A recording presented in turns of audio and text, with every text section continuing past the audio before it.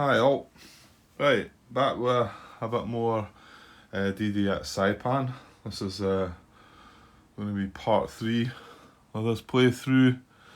All we've done is land the first wave. These have got to land, these engineering units have got to land, but that's after the action phase.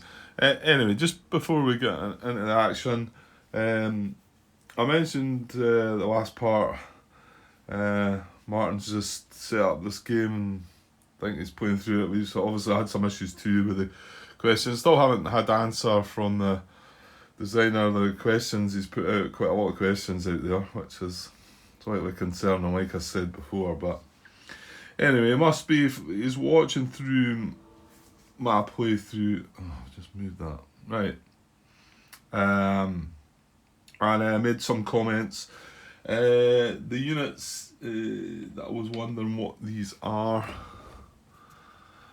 They are when he mentioned it, I went and looked in the back of the book. Right enough, they're from the 29th Battalion. Those units are called the 29th Battalion. They're attached to the 2nd Marine Division and enter on turn 3. And yes, in the back of the book there, the Master Reinforcement List. Game turn 3. It mentions the first. So it's, what is that again? 1st Battalion. No, that must be 29. Is it not regiment? He said battalion. Well, it says 129 Battalion. I thought the last number was the regiment. Well, it doesn't an example, so unless he's just got the unless he's getting mixed up like I am, or now it does say the 29th Battalion. It says important, the 29th Battalion is attached to the 2nd Marine Division. So, right, but that's like, because I mean this I've just randomly picked one here. I thought it says the last number is the regiment number. Is it different for them, or am I just not really grasping this? The example of the counter on page 6, the unit shown has a designation of A123. So, you know, I've not got that counter, but it's A123 or K32 or A129 there, and it says it is A Company, 1st Battalion, 23rd Marine Regiment of the 4th Marine Division. So that would say to me that that's A Company of the 1st Battalion of the 29th Regiment. Oh. No, but they are not a division, are they? This is they're attached to the 2nd Marine Division. The 29th Battalion. It does talk about them being the 29th Battalion there. Alright, you know what? There's only 4 units and there's only 4 units. So we'll leave that be for now, unless you want to explain that one any more to me, Martin. But the way I'm reading the book, that's K Company of the 3rd Battalion of the 2nd Regiment of the 2nd Division, 2nd Marine Division. I think that's the way I read it, but maybe these are slightly different. Right, okay. 29th Battalion then, and they do come in on turn 3. It is marked there in the back, so we'll see. It might follow up with something more with that.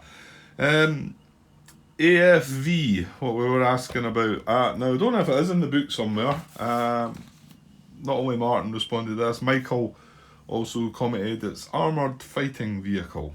So there we go. Like I say, whether it's in the book somewhere or whether these guys just know their stuff as possible. It's maybe you would think it'd be in the book. Usually these, abbreviations are or highlighted somewhere, but I've not come across it yet anyway.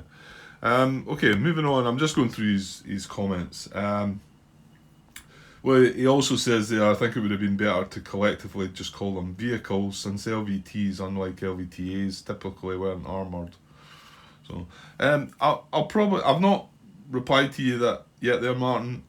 Recently, John Brown's been making a lot of comments on another game, the Red Storm, and there's that much to like look through and try and comment on that I found it probably easier just pressing record and talking about it like that. So I might well do that, or I might leave some comments. I don't know. I think it's probably better you're highlighting these things, and if I talk about them just now, then that's all good, I think. It's just where you've got them all timestamped, obviously, which is, maybe that is a bit rude of me. Maybe I should go back and look. You know what? I've got a bit of time, spare time tomorrow at work, and I'm going to take my laptop with me. So if I get the chance, I'll maybe look these parts and make some comments on them. So what is it? Yeah. I'm guessing that star symbol indicates drift for heavy weapons company units. Now, I never thought about them right enough. So where is one of them? Well, we're just about to land some of them in the next turn, aren't we? Well, there's one there that's not being put out. And yeah, I didn't think about them because they've got the star. Where are we here? They've got the star as well, and we drew the drift symbol, and I was a bit confused because it does say that the headquarters units can't drift. Well, this is not a headquarters unit, whereas we were talking about, well, let's just see the difference. There's a headquarters, and I need something else. Yeah, I need that. So there's the three different things.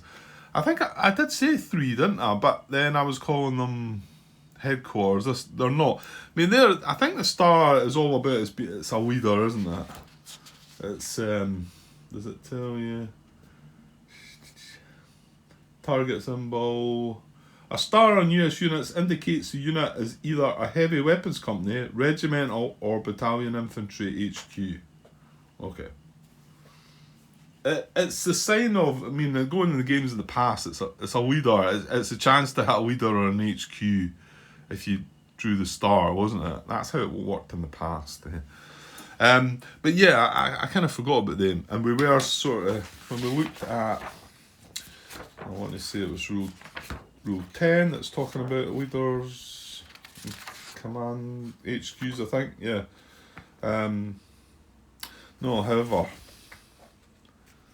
yeah, it was when we were trying to land it, wasn't it? Because 5.1.1 on page 10, landing checks for HQs. HQ units are not subject to drift or step loss during landing checks. So, yeah, he's maybe got a point. He's saying that, I'm guessing the star symbol indicates drift for heavy weapons company units, and probably the battalion HQs, which is these ones. He said probably they are, but I'm starting to think, because I forgot about these, it might well be that these aren't then, Martin. But not the regimental HQs. Yeah, no, I got that. I figured that. He says, according to rules as written, it wouldn't apply to battalion HQs either. And I think the reason he's saying that is because the rule says HQ units are not subject to drift. Well, this is an HQ unit. I mean, it's also an infantry unit, and I think that's where I gave it the grace, if you like, of like, okay, let's just drift it.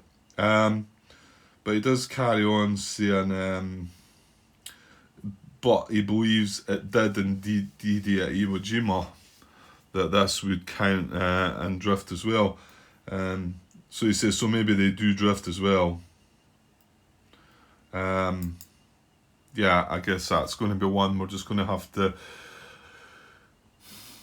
I'm tempted to think that that wouldn't have drifted now that I see another reason for the star to be there because of heavy weapons. I never thought about them.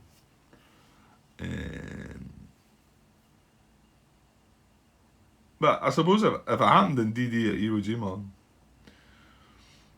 I mean, these things should be a bit clearer, really, shouldn't they? It's not difficult, all this. I don't know. I was thinking about it, and I don't want to start knocking people that have play tested the game and all that, but we're not far into this game, and just lots of. I mean, I've not done what Martin's done. Went right through the rule book. I'm not able to do that and like say, oh, what does that mean? What does that mean? And then he's piled up 22 questions there, and 2 or 3 further on ones.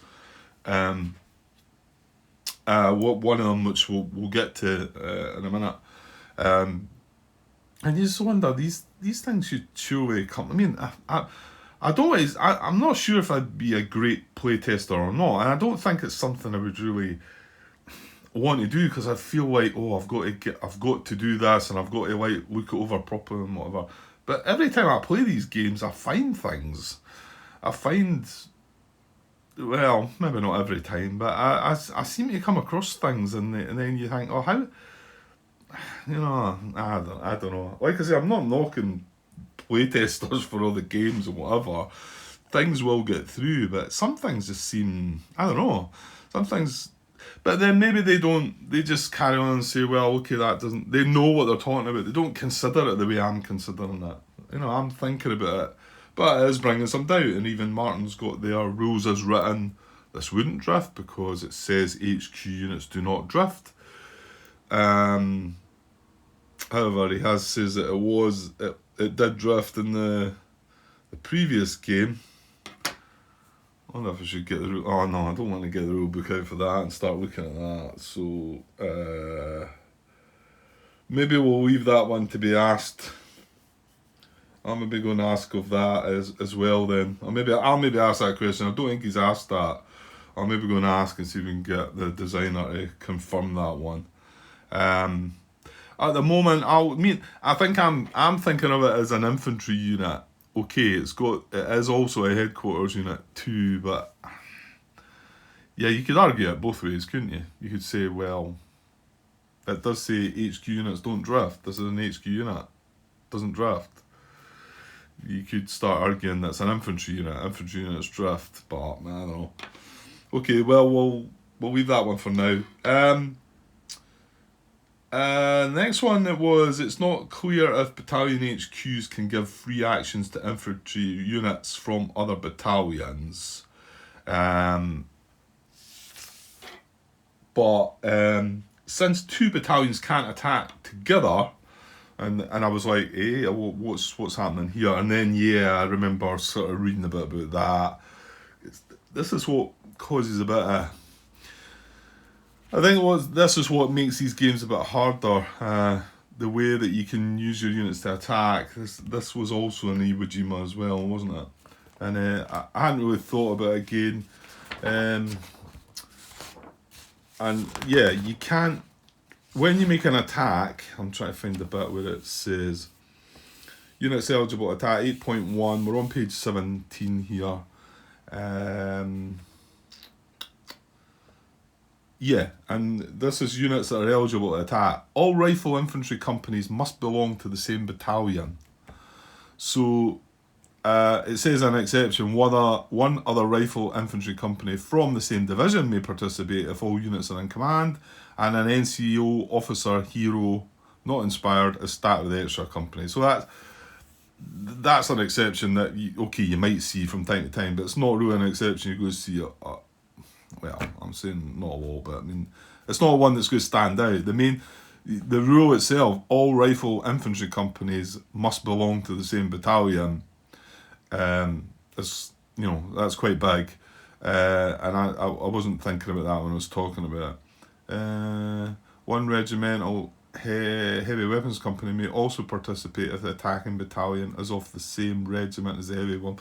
See that I'm going to have to write down this regiment, division, company. I'm going to have to write it down because it's going to start really throwing me, I think.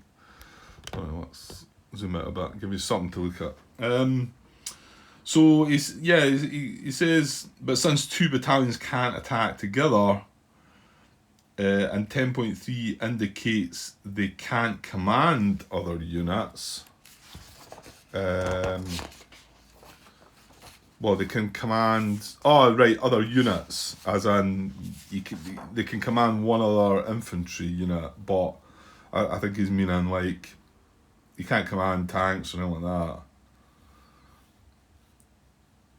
Because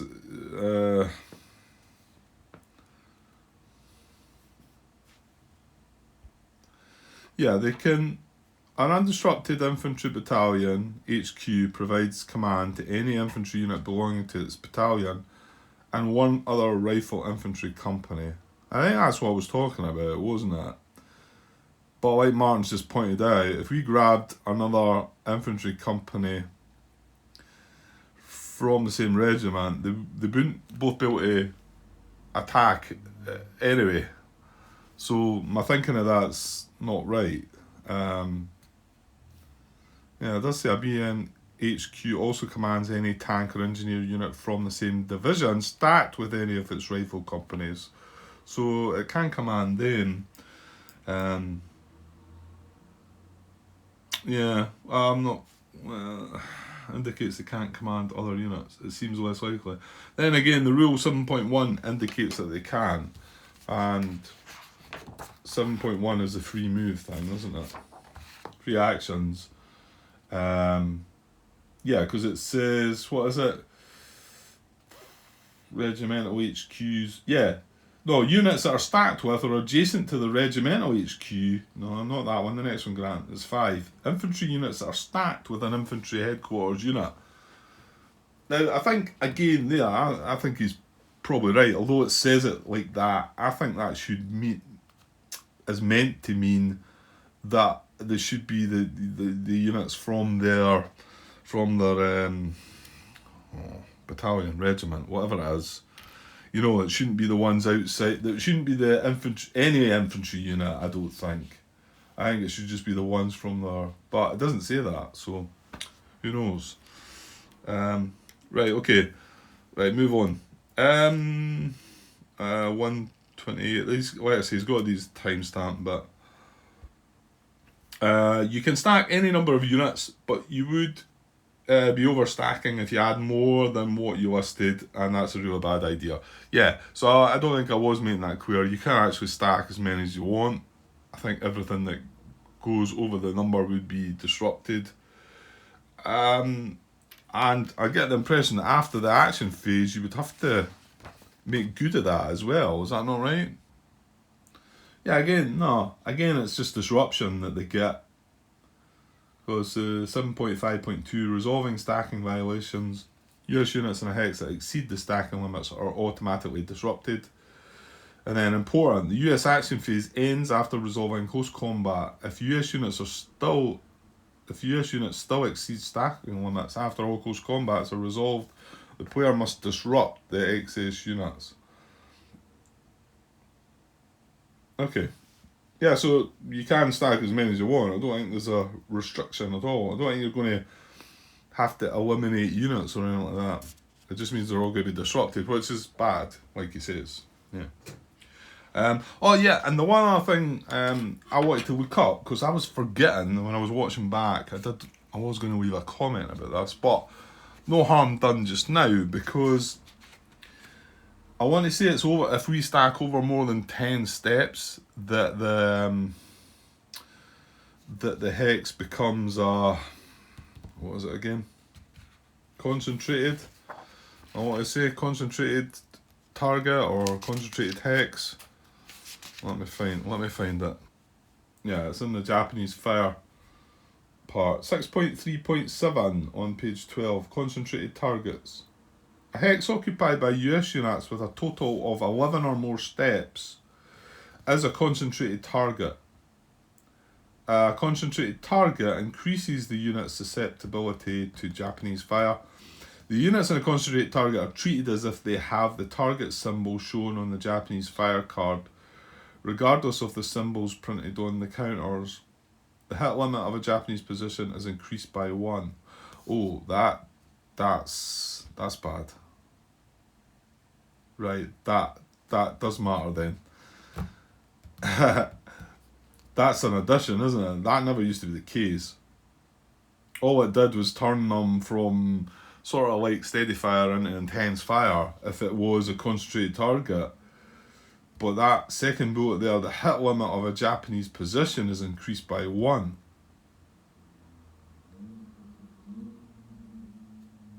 Oh dear then, that's not good at all.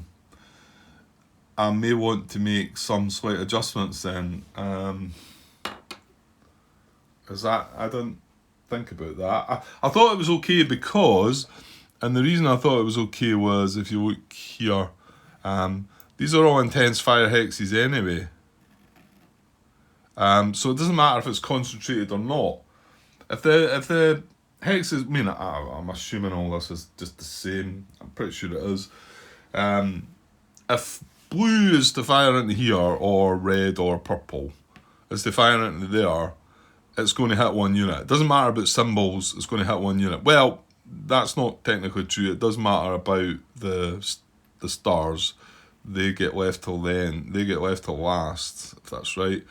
But it would. I don't need to start searching for the symbol on the Japanese fire card. One of the units is going to be hit because it's intense fire. Now, if it's in steady fire, if it's in this hex and red fired, then that's a different story. It's got to match the symbol as well. However, if we've got a concentrated target, which is 11 or more steps, then the target is treated as if they have the target symbol shown on the Japanese fire card. So if the symbol on the target's a triangle, and there and there, it doesn't matter. It would still hit a diamond if it's concentrated. I thought it spoke elsewhere about it turning it into intense fire, but which was not really the case in the past games. It doesn't turn it into intense fire, but I thought I read that somewhere. But it doesn't say it there. The wording is it treats the units as if they have the target symbol, and I'm sure that's how they used to do it before. However, the hit limit of a Japanese position is increased by 1. That's the hit limit of a Japanese position is increased by 1. Yeah, that's going to mean that they can fire. If they're firing at that hex, they're going to get 2 hits. If this unit here is, well, it's disrupted, right? No, well, there's a purple one there. If this purple hex right now, well, let me see what is in that hex. I'm maybe okay with this hex. That's well, he's taking a step loss. That's 3, 4, 5, 9. We've only got 9 steps in that hex, so it's not concentrated. However, I've got a feeling I have got some. Let's just say it was concentrated, and this was to fire. Then normally it would only dish out 1 hit because it's just on its own. It's a unit on its own. However, because it's a concentrated target, it says the hit limit of Japanese position is increased by 1. So I didn't take that into consideration. Although I thought it was, like I say, I thought it was alright, because intense fire hexes, it doesn't matter if it's concentrated or not. However, that does make it matter. Right, let's finish the last couple of comments Martin's made. Right, I need to look at this one. Hang on. Yeah, he's talking about, when I was talking about this railroad part, I think, he says one more situation where the LVT-A is not considered a tank. I can't remember. I've tried to watch back on the bit that he's got the timestamp up, but I'm confused to what I was actually talking about. I think I was talking about this, draw 1 card, and then that one says draw 1 card for each tank unit and 2 cards for each LVT. Again, there's no mention of LVT-A there. And in fact, I mean, there's nothing, there's LVTs, LVT. That's all there is marked there. There's not a mention of an LVT-A or a tank in any of them. But then it talks, if no type A AFV listed, draw 1 card for all AFV. If type AFV listed, draw 1 card for each unit of that title. I tell you, it's all a bit baffling, all that. Right, well, we'll move along with that. And his last comment was, it would certainly be interesting to know if you're supposed to check for breakdown when landing or only when moving. I never thought about that. So he might have a point there, and I think he's added that to his list of questions. Well, he's added it as another question to find out if breakdown is checked when landing. I never considered it. I think the reason I've never considered it was that's the comment that the question that somebody had asked and got a response about watching out for the railroads, and I didn't even think about it. So yeah, we'll see. We'll get the answer back for that one eventually when Joe gets around to looking at these questions. Okay, so that's fine. Right, I think I really need to adjust because I don't want these units having an extra fire. I do have that right, don't I? Yeah. So just it says that the hit limit of a Japanese position is increased by 1 on a concentrated target, right? So looking at the description of Japanese hit limits, 6.3.3 on page 11, hit limits of Japanese positions. In a single fire, a Japanese position may hit the number of US units up to the number of undisrupted Japanese units and depth markers in the firing position. So, yeah, like I said, this unit here could hit 1 because he's on his own. Now, all the ones that are got depth markers are disrupted. That one up there's got a pillbox as well, but I don't think the pillbox counts. It just says units and depth, doesn't it? Number of undisrupted Japanese units and depth markers. So if you've got a unit with a depth marker, it's going to hit 2. But like we've said, it doesn't mention. No, it's strange. You think it would have an exception in there that would increase the hit limit if it was a concentrated target, wouldn't you? But it's not. It's not mentioned in there at all. I can see. Step loss due to Japanese fire. Nah. Right, okay. Well, that's, yeah. I need to look at my stacks now because I don't want to have 11 in a stack unless it's something that I really feel like I want. But, so, I don't think anything's really. There's no new information here, is there? Not really. I put the units up to land. I mean, okay, they should.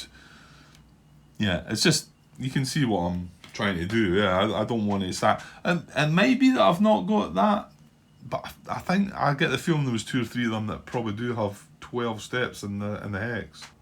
I'm just going along looking there. This one, although this has got 4 counters in the hex there, that one of them's a step loss counter, so I'm having to look through. This has 10 steps, but 10 steps is okay. Obviously it's exceeding that. I'm definitely sure I've got 12. Let's see this one here. See, it's got 4. Yeah. Oh no, that's going to be 10. Oh no. Yeah, here we go. So that is 4, 6, 10, 12. See, I've got 12 in that stack. So that is concentrated. So if it looks like purple fires into there. See, if purple was to fire, that would give them 2 hits rather than 1. So yeah, I don't really want to have that. So I'm going to adjust that, I think. Now, I mean, I can put a mixture in, and they all landed into the 3 hexes, so let me just have a think there. Yeah, it's a bit annoying because the whole point of that, sorry, I've took these 2 off. The whole point of that was to be able to get a free move from this HQ and get both the infantry units given a free move. It makes me think even less of having that LVT there. It's 2 extra steps in that hex that I'd rather not be fussed about. I mean, all I could do is I could move this. No, I can't move that either because that's going to be the same, isn't it? Yeah. So all I could do is move that into there to avoid that. That just, yeah, that kind of just makes me feel that the LVTs are. Because I would have 2 4-step infantry companies under that HQ for a total of 10 steps, and I'd be able to give both of the 2 infantry units a free action. And remember, a free action like that doesn't mean they've got to do the same action, you know. I mean, you know, it's only when you give an action to a stack. But a free action it's individual. Every unit can do an individual action.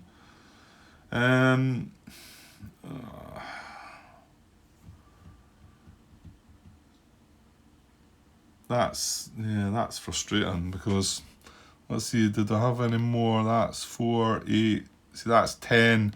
Yeah, it's the LVTs just getting in the way, really. Well, I'd be better separating them. I'd be better doing what I've done in this. Although there's something drift there maybe. Because you see I've got the LVT on its own. So that's 6 steps, and then I've got the other 2 infantry companies together with the HQ. That's kind of how I want it, isn't it? So I want to leave the LVT transported unit on its own. Right, can I do that back there then? Yeah, I can do it. That's the unit in green 1 that I've got transporting an LVT, but it's stacked with that tank. So what I'm going to do is, oh no, there's 2 of them. That's what it is. I definitely feel like it's better to have that. Ah, no, that's cause 2 of them are started with an LVT. That's how I can't do it, isn't it? Yeah. That's kind of spoils things.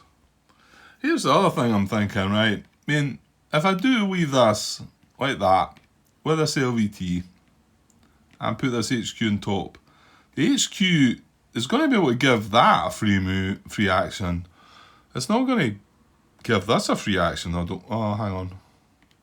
Oh, it said tanks and that's stacked with, didn't it? No, that's only for command, I'm thinking. It doesn't give...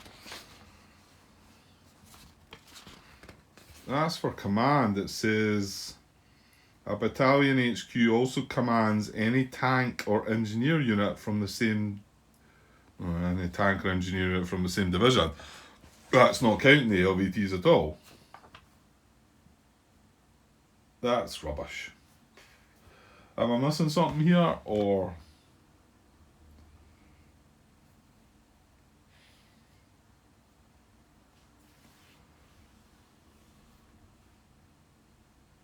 I think it's far better. I mean, not having that LVT there and having the 2 infantry units stacked with it.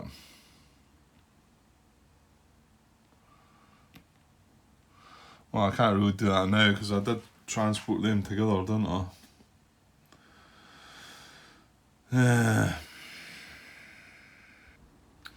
Right, I think I'll just leave that as is then. So I've moved that unit into there.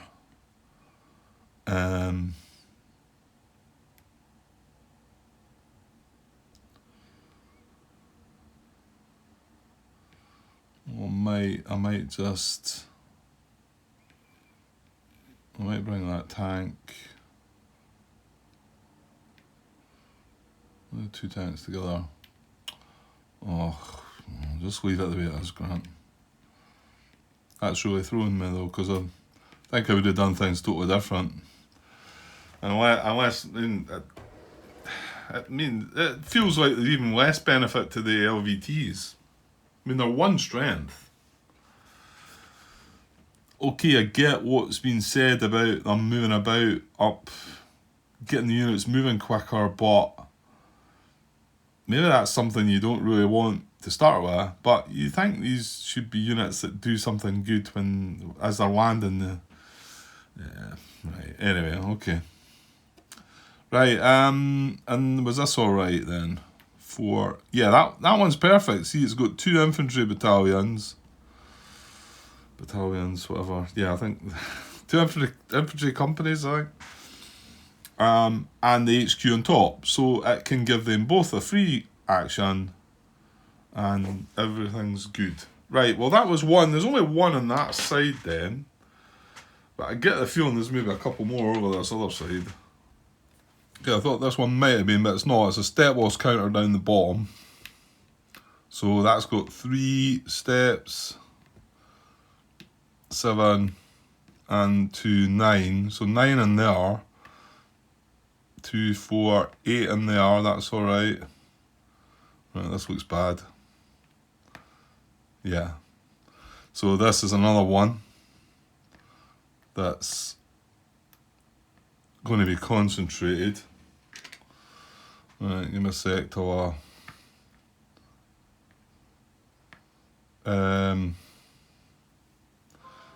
and yeah, I think this one's going to be as well, isn't it? Yep, it is.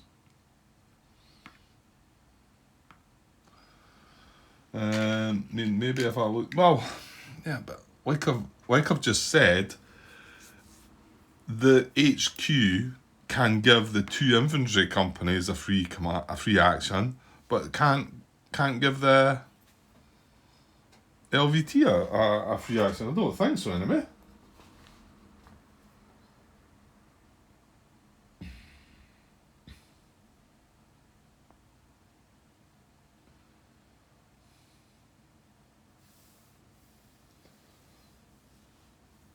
Infantry units that are stacked with an infantry HQ unit, that gets a free action.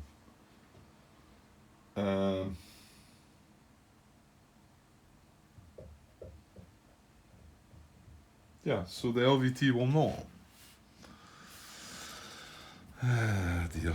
So there's day 2. These will be alright.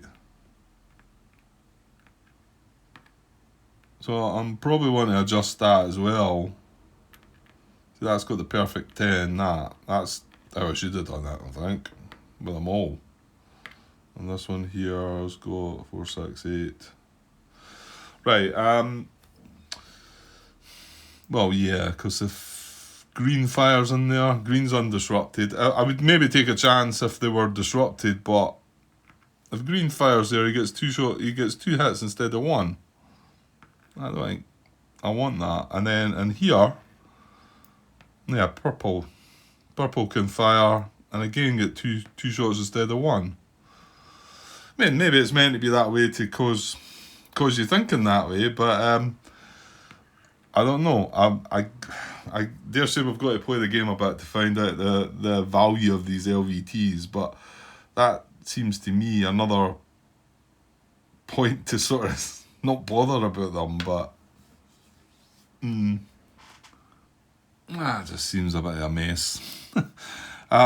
Okay, the one other thing I maybe should be considering, all infantry units will get they get a free preservation move and a beach hex, isn't it?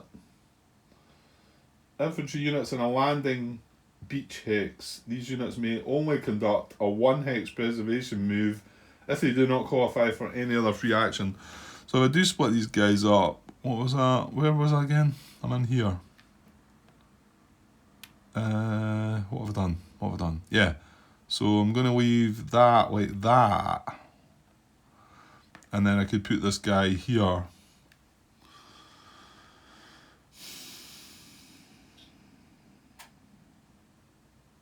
Just, you can see what I'm saying there. I'd be able to attack with 14 strength into there. I mean, yeah, I could still leave it stacked like that.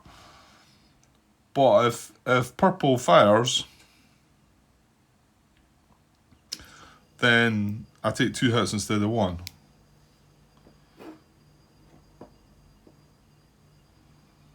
Because now if purple fires on that, just one of these units get hit. But then again, I move this guy here. I need to use an action on him. Unless, I mean, I can preservation move. I mean, I suppose if a preservation move in there's probably not too bad a thing. But he's going with us. He's moving from field of fire to field of fire, isn't he? That's this movement under fire situation. This was another big thing that they brought in Iwo Jima, and I don't know. I mean, you used to have, what was it? If you did move, what was it? Infiltration fire you got in the old games, and they kind of like expanded on that and made it a bit, quite a bit more complex. Whether that's a good thing or not, but there's quite a lot to it. It's not a simple case. Infiltration fire was pretty straightforward. Draw a card, check. I mean, I think you still draw cards to check for this, but there's different sort of bits of tanks that aren't affected by it, and if you're stacked with a tank and all this. So am I just going to leave that like that now? Oh, I guess we'll just leave it like that. It's my first attempt at the game, so we'll see what happens, and as we go through it, probably maybe run through the game turn 4. You can see that's going to take me some time anyway. And then maybe we can maybe we'll have answers to a lot more questions, and we can wrap it up and maybe start again.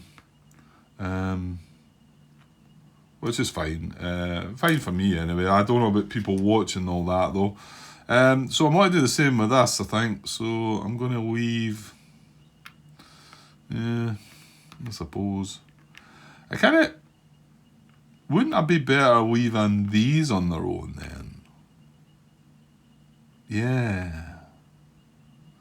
Wouldn't it be better doing it like that? If I'm going to move the one, shouldn't I move the one with the LVT and leave the one, because then that seems to make it cleaner, doesn't it? Then he can give that a free action. Then if this wants to do anything, it's got to be given an action. Although again, there you go, he can preservation move. But what happens to the LVT?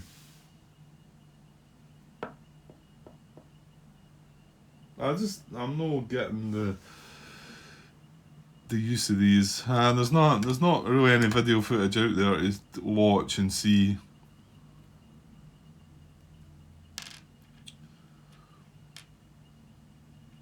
Yeah, I don't know. It just feels like these LVTs are going to be left behind, aren't they?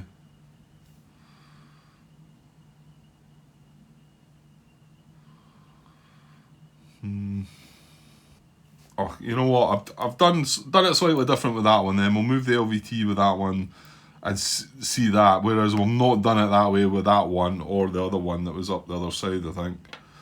I'm just going to leave it at that because I'm starting to get a bit like, yeah, just kind of want to get on with things. And I know I was talking about some comments at the beginning there, but we're at 43 minutes. And I wanted to get a Japanese fire phase in here, right? But that's not going to be straightforward and happen in 5 minutes, is it? No the way I do it anyway. Okay, well we things like that. Like I say, it's probably just a learning game, this anyway. And then we can maybe do a real game of it in the future. So we would move on to the HQ phase, but we skip that. Skip on game turn 1 through to game turn 4. Then you would move on to the first event phase. I'm not going to show you the sequence track. That's where I've got my glary light shining. But so there's no event phase on turn 1 as well. So now we're on to the Japanese fire phase. So draw a fire card. Conduct Japanese fire against US units as follows. There's 5 different steps here. If any Japanese units are in counter-attack stands, conduct actions with those units first. Well, none of that. Japanese positions that match the colours shown in the fire card. And that, hang on. That's what I'm looking at there. Avoid the glare there. Japanese positions that match the colours shown in the fire card and that contain at least one non-disrupted Japanese unit. Fire at US units in the positions field of fire. Check to see which US units are hit by fire, if any, and apply disruption or step losses as called for. Beginning game turn 3, Japanese positions may perform actions in addition to firing. And then 5, remove disruption markers from eligible Japanese positions. Right, okay. So I've not got the counter-attack bit to worry about, but, well, let's draw a fire card, and, well, I'll probably just bring it out onto the map to keep us right. But, yeah, let's draw a fire card. So that's the colours we've got. We've got red, blue, and green. Now, we've got the leader symbol on the blue as well, so that's not good. So there is a chance a leader might get hit. However, am I not right in thinking... No, it was red, blue, and yellow we got disrupted. I went to the very first card we drew, and it was that. Red, blue, and yellow. So red and blue are going to be disrupted. So we're not going to get hit for them. We're only going to get hit from the green. I think that's right. So let me get my... Maybe this will be a little bit quicker then, with the fact that, because we've got all this disruption. But remember, at the end of this phase, all these red and blue positions are going to undisrupt. So, yeah, it just gives you that wee bit breathing space at the beginning. Okay. So this is a chart. This is a Japanese fire chart. This is what we're going to use to decide what happens. You know, there could be step losses, could be disruption, and other things. These might be slightly different than the previous games. So locate the row of the chart. Yeah, for each Japanese position fire, and check each hex in its field of fire occupied by US units and refer to the Japanese fire chart. Right, let's find our first target anyway. I can't recall how you look at these. Not so sure it matters with the fire phase, but once you start getting some actions coming in, and not just some of the action letters. I got the feeling I read it somewhere, but I might be wrong. What I'm going to do now is go from left to right across the map, checking all the units that way. I think there is talk about how you're meant to do that somewhere.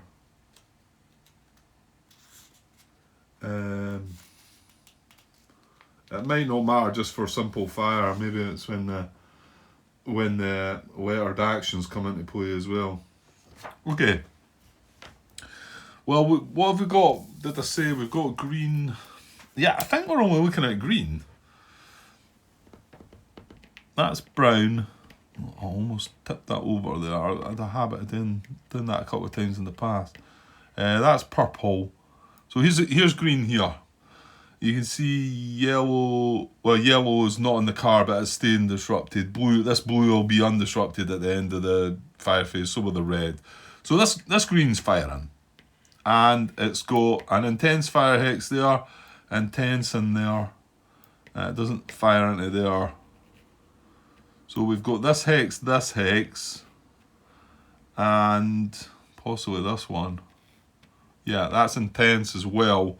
So he's got 3 different hexes that he can hit. I think that's it. They're only always 2 away, aren't they?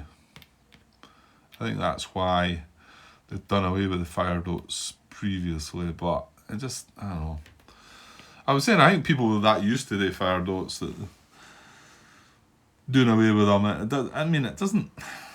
I don't think it messes up the map. The map's nice and colourful. It's good. It works. Anyway, let's not go into that. Right. So green, and he's going to get 1 shot because he's not got. If he had a death marker with him, he would get 2 shots.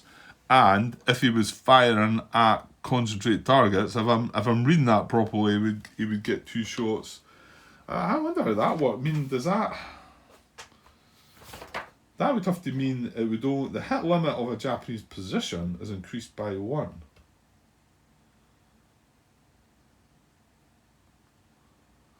I can only assume it means that the hit limit for that concentrated target would be increased by 1.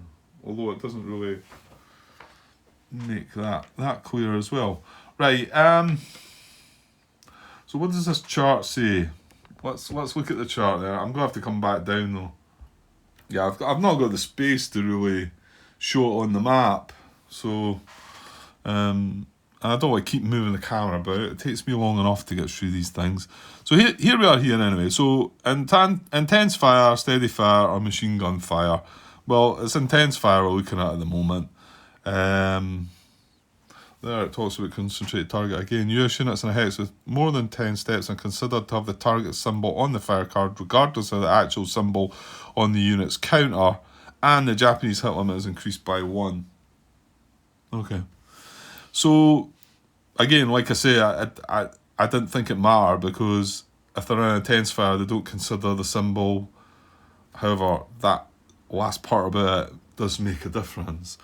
So, fire by revealed position. Well, every Japanese position at the moment is unrevealed. So, if it was revealed, US units of every type and target symbol lose 1 step because it's intense fire. Like I say, it doesn't matter what target symbol they've got. But we've got fire by unrevealed position. The last one there is ambush by unoccupied position. That's only with the A action when it comes in for ambush, isn't it? So I don't think we're concerned with that. So it's really just these here. So it's this one here that we're looking at. US units of every type and target symbol lose 1 step and are disrupted, and that's what makes it worse. They're not only getting a step loss, they're actually getting a disruption as well. Okay, I'm not going to come down to this. Like I say, we'll just while we're there though, look at this. Armor bonus hit if a tank unit is in the firing position.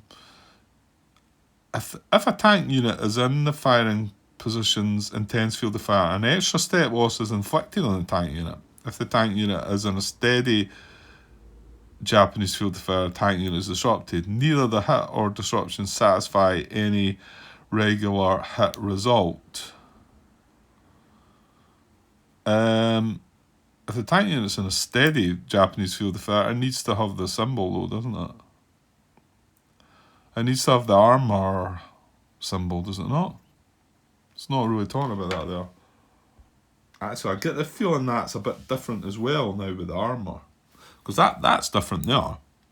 If a tank unit is in the firing position's intense field of fire, an extra step loss is inflicted on the tank unit. Oh, hang on. It does say armor bonus hit there. Sorry. But then up here, it talks about if we've got a tank, well, tank unit, are they tank units? They're LVTs and LVTAs.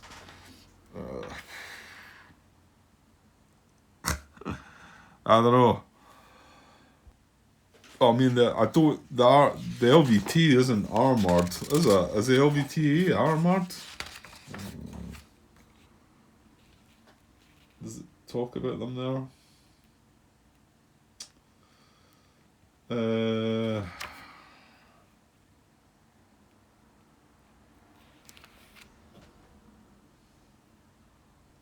Yeah, well, we do need to know if they're armoured or not.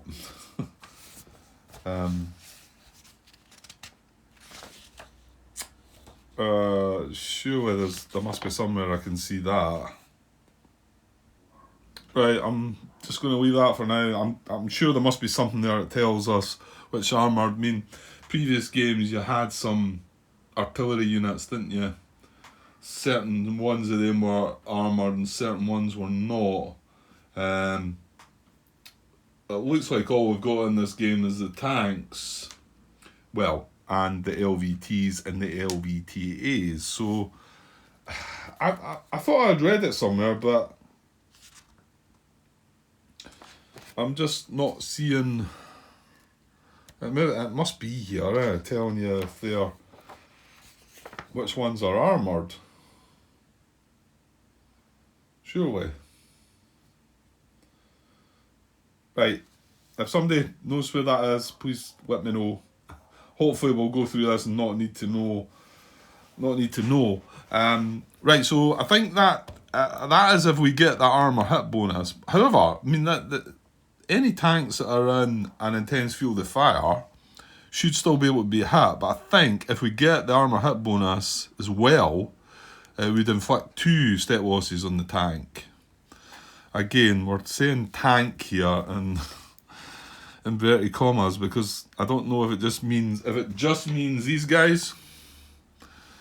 You know, these are talked about. They are called tank units, whereas landing vehicle tracked or landing vehicle tank. But that would suggest to me that a landing vehicle tank is still a tank. But right. Anyway, so yeah, but they can still have 1 stat loss if they're in intense fire, I think, because it says it there. US units of every type and target symbol, so it doesn't matter what type, doesn't matter what target symbol, they lose 1 step undisrupted. Okay, and then down here, just to finish this off, stat loss conversion. If no unit in the hex has the same fire symbol as the fire card, the player may disrupt 2 units. So that's instead of taking a stat loss. But obviously you need to have no unit with that fire symbol. And the fire symbol on the card is a triangle, well, we'll look at that. And then disruption conversion. Instead of disrupting a unit, the player may lose 1 extra step if neither unit matches the fire card target symbol. I think this is all like confusing things a lot more than maybe needs to. But okay, you've got, these are optional things, I think. And then tank losses. A tank may absorb 2 hits for 1 step loss. Again, are we talking the tank that I just showed you? I don't know. A tank may absorb 2 hits for 1 step loss if the step loss is not inflicted by an armour hit on the Japanese fire card and no US unit's target symbol matches the target symbol on the fire card. Okay, right. Okay, well, we've got 1 hit up in that area, so let's go and look at who's going to take that hit. I just went away and done a search online on the rulebook for the word armour and armoured, and I spelt it the way that the American spelling as well. And then nothing came up showing me what was classed as armoured and what wasn't classed as armoured. So if you do know where that is, or if you do know the answer to what I'm trying to get there, let me know, please.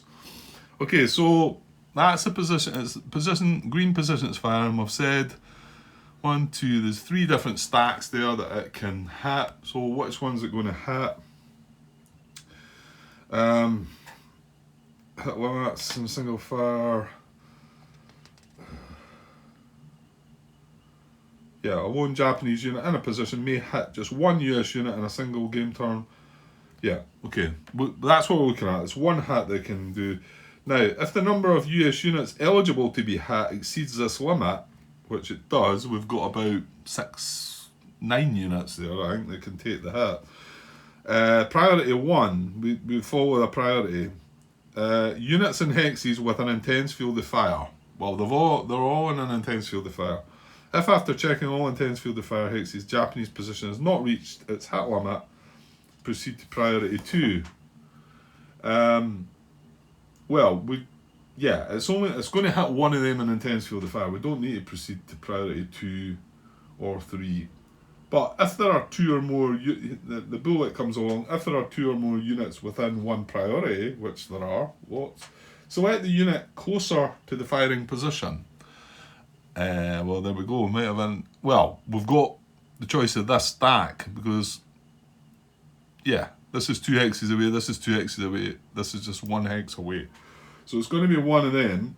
If there are 2 or more units equidistant for the firing position, select the unit with the most current steps. Okay, so in here we've got that and that and that. So we know what's getting hit, yeah? L36. Let's take the stat loss. I'll jump in there and grab the stat loss counter. And we've got that. So, and not only that, he's going to be disrupted. So, disruption marker. What we're going to use, they're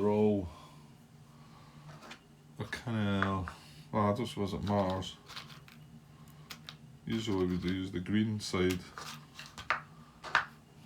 Yeah, I think I will use the green side. Thing is, it's on the back side of the counter, which is a bit of a shame.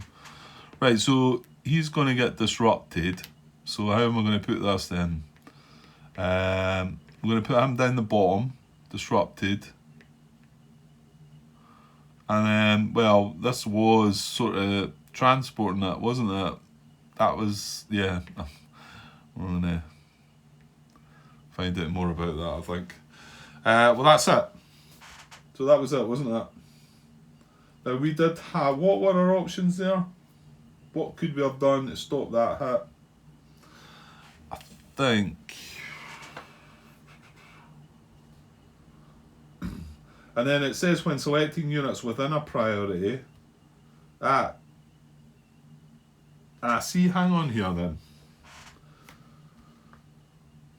Because if there are 2 more units within one priority, select the unit close to the fire positions. If there are 2 or more, then units equidistant. And then it's got an important note down the bottom. When selecting units within a priority, always choose units that possess the same target symbol as the fire card first. What were we targeting? A triangle? So that's the circle. That's the circle. Oh, they're all circles. Not sure I've done that very well.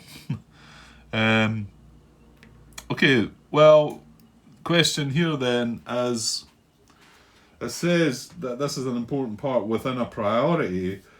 However, the bullet is if there are 2 or more units within one priority, you know, what do you do first? Do I check do I check for the highest amount of steps, the most current steps, or do I check for the symbol, target symbol first?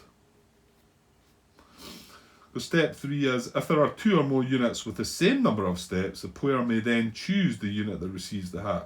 But then the important note is when selecting units within a priority, always choose units that possess the same target symbol as the fire card first.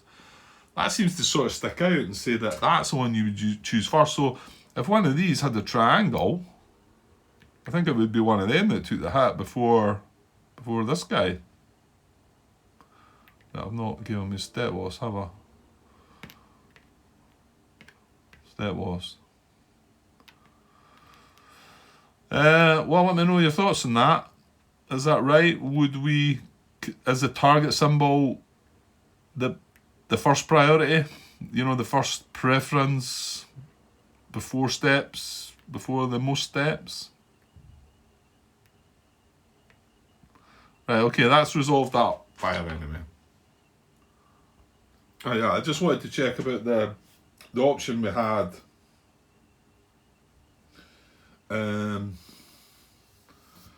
Right, come on, where's that? Where's the bit that tells... here we go. It's in the next section. 6.3.4. Step loss due to Japanese fire. A US unit hit by fire may suffer a 1-step loss as noted in the Japanese fire chart. The player may choose to disrupt 2 units in the target hex instead of taking a step loss if no unit in that hex is the same fire symbol as the drawn fire card. Units that are not disrupted must be chosen prior to any units that are already disrupted. So you could actually choose a unit that was already disrupted to be one of those 2 disrupted units. In fact, it tells you you've got to use them first. A tank may absorb 2 hits for 1 step loss if the step loss is not inflicted by an armour hit on the Japanese fire card and no US unit's target symbol matches the target symbol on the fire card. Use the following procedure. 4-step unit. When the unit receives its first step loss, place a... Yeah, that's telling you how to take a step loss. Well, you know what? I think I'm better taking to disruption on the player may choose to disrupt 2 units in the target hex instead of taking a step loss if no unit in that hex is the same fire symbol as the drawn fire card.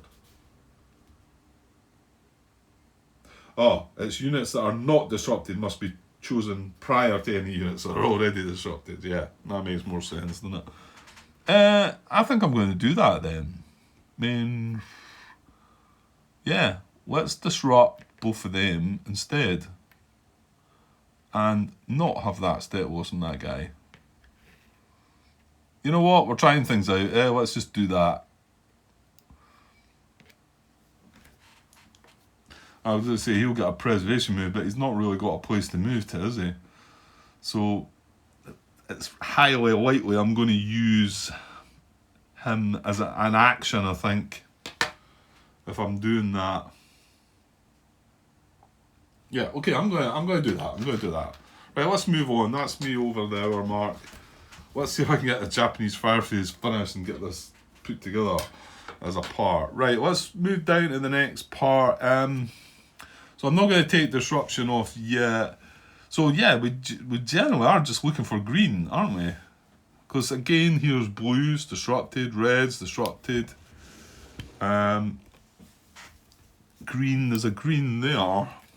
Let's put the card up there. There's a green there, but I think that's too far away, isn't it? Yeah, that's only going to fire into the 2 hexes away.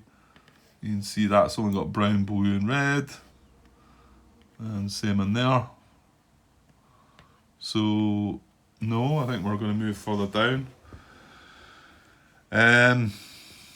That's a brown position, purple coming across here, red disrupted, that's purple. Right, we've got a green here. So this is going to do something. Actually, I've just realised here,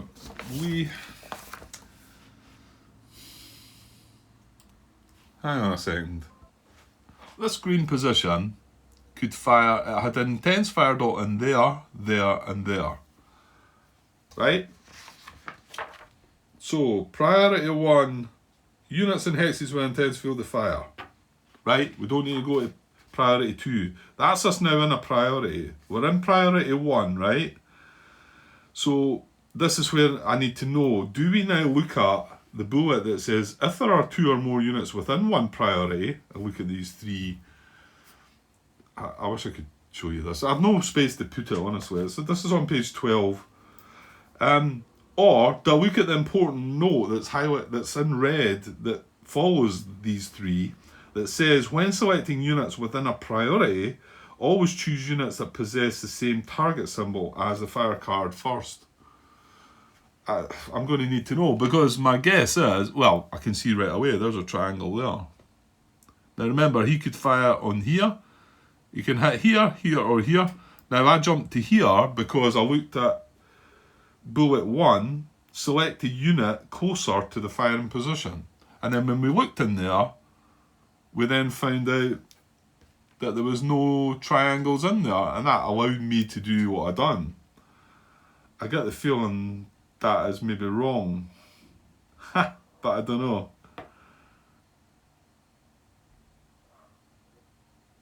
That spoiled it. I thought I was going to get right through the fire phase there, because it looked like it was going to be quick, but I think I'm going to have to stop and find out now.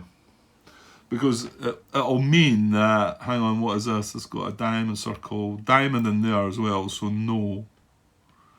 If the red important part takes priority, if you like, it would fire on this stack here and hit that guy on top. Then we wouldn't have the option of disrupting 2 units to stop that happening, because there's a triangle in that hex. Hopefully I made myself clear there. So, what did I do there then? What did I do? Did I pause there and leave it? To be honest, I was kind of running out of time, but it did look like I could fly through, because there's only there's that other green position. You know what? There's only one other position. Right, well I can change this then. I can alter this once we find out the answer to this, rather than sit at the end here. So what we're going to do is we're going to leave that as it is, and I know I can fix that easy enough by taking the hit off that, hitting that guy and disrupting him. and taking the two. I know I can clean that up easily. Like I say, the only other green position is this.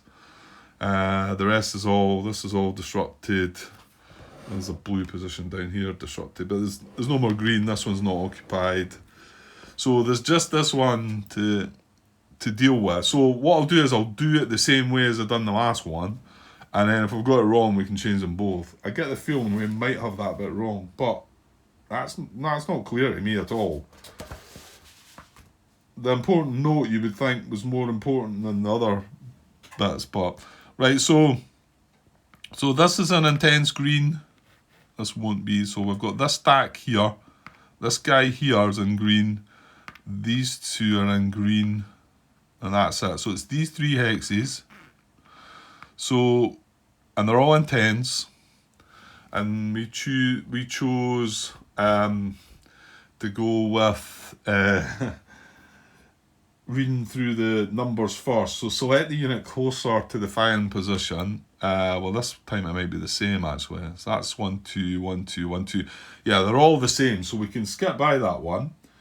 If there are 2 or more units equidistant from the firing position, select the unit. Hang on. Select the unit closer to the firing positions. If there are 2 or more units.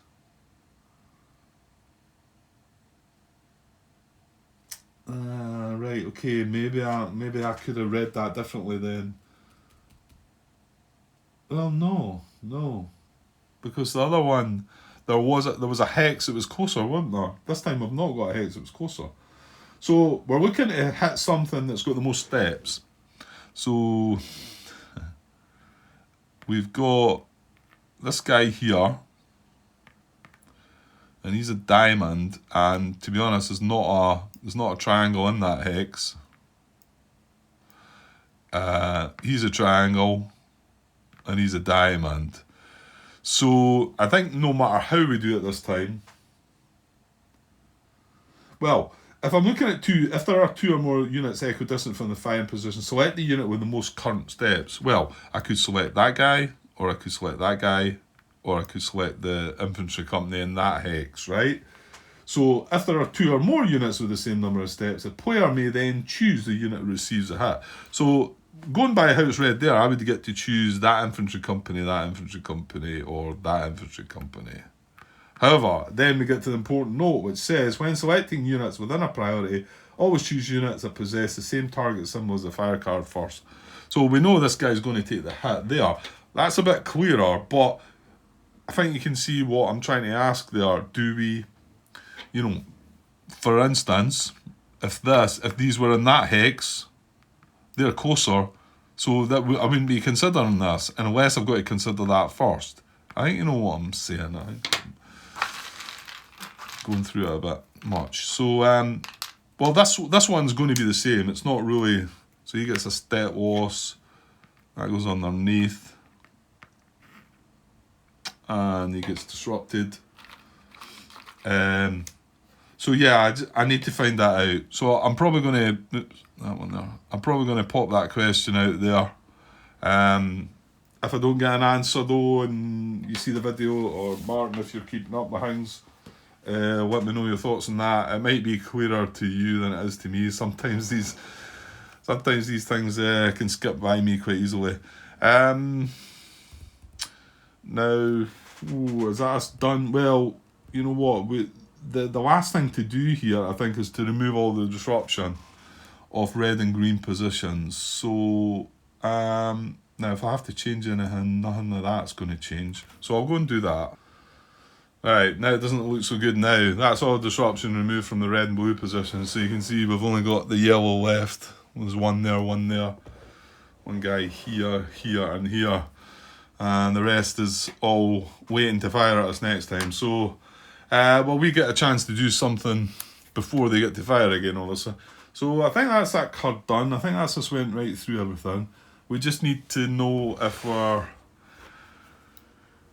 got that right or not. I think so. I'll leave that fire card in the firebox, and then yeah, I'll be on. We'll skip the second event, so I'll be on the US action phase next. So, yeah, if I don't get a reply from that, the question I'm going to post, please let me know what you think. And, of course, anything else for that matter. And, yeah, I'll wrap this up now as it's dragged on a bit, as usual. And, yeah, I'll be back sometime soon. Okay, cheers.